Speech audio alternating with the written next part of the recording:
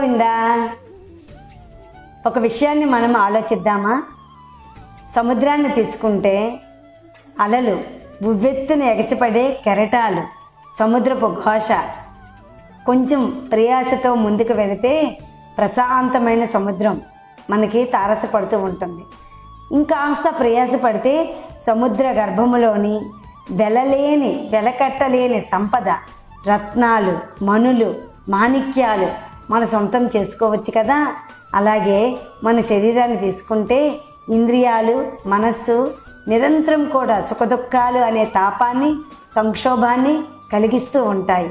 కొంచెం ప్రయాసతో ముందుకు వెళితే, బుద్ధి స్థాయికి వెళితే ప్రశాంతత చేకూరుతూ ఉంటుంది.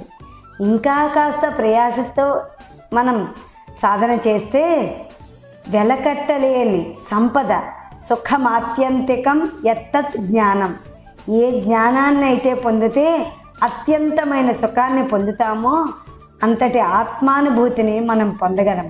చూసారా, ప్రయత్నం చేసే కొద్దీ వెలకట్టలేని సంపదని మన కైవసం చేసుకోవచ్చు.